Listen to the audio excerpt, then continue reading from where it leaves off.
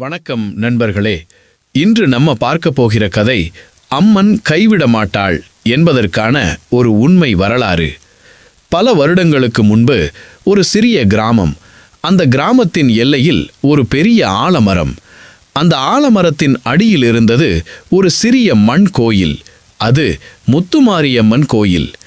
அந்த அம்மன் யார் தெரியுமா? பரம கருணை வடிவமான முத்துமாரியம்மன். துன்பத்தில் விழுந்த குடும்பம். அந்த கிராமத்தில் வாழ்ந்தாள் லக்ஷ்மி.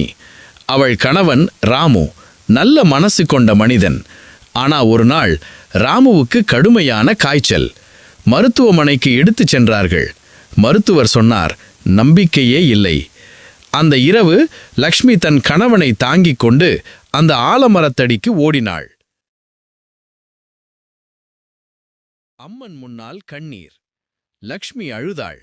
அம்மா, என் கணவனை காப்பாத்து. நான் என்ன தவறு செய்தேன்? உன்னை நம்புறவளை கைவிடாதே. அவள் மனசார கும்பிட்டாள். அங்கே இருந்த மண் சிலை முன்னால் தன் தலையை வைக்கிறாள். அந்த நொடியில் காற்று பலமாக வீசியது. ஆலமரம் இலைகள் சலசலத்தது. அம்மன் அருள் வந்தது. அம்மன் அவதாரம்.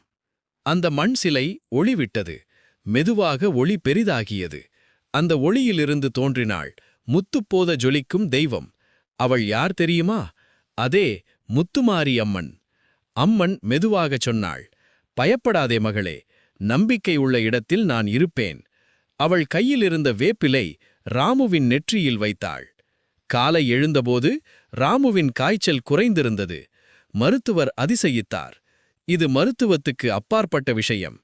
அந்த நாளிலிருந்து அந்த ஆலமரத்தடியிலிருந்த மண் சிலை பெரிய கோயிலாக மாறியது. இந்த முத்துமாரியம்மன் கோயிலுக்கு நீங்கள் மனசார போய் கும்பிட்டால் நீண்ட நாள் நோய் தீரும், குழந்தை வரம் கிடைக்கும், வேலை பிரச்சனை சரியாகும், குடும்ப அமைதி வரும். ஆனா ஒரு நிபந்தனை இருக்கிறது. புண்ணியம் செய்தால் பலன் இரட்டிப்பு. அம்மன் சொல்வாள், நீ பிறருக்கு உதவி செய், பசிக்கு உணவு கொடு, ஏழைக்கு உடை கொடு, பிறகு என்னை வா. நீங்கள் புண்ணியம் செய்து அம்மன் கோயிலுக்கு வந்தால் நீங்கள் நினைத்தது கண்டிப்பா நடக்கும். ஏன்னா அம்மன் கருணை நேர்மையான மனசுக்குத்தான் விரைவா சேரும். வேண்டுதல் பலிக்கும் விதம். இந்த கோயிலில் வேப்பிலை மாலை அணிவிக்கவும், பால் அபிஷேகம் செய்யவும், மனசார 3 முறை மாரியம்மா என்று அழைக்கவும், அப்புறம் அமைதியா உட்கார்ந்து உங்கள் கவலை சொல்லுங்க. அம்மன் கைவிட மாட்டாள். இறுதி அருள் வார்த்தை. அம்மன் சொல்லும், நம்பிக்கை உடைய மனசு, அதுவே எனக்கு பெரிய பூஜை. கருணையுடைய செயல், அதுவே எனக்கு பெரிய காணிக்கை.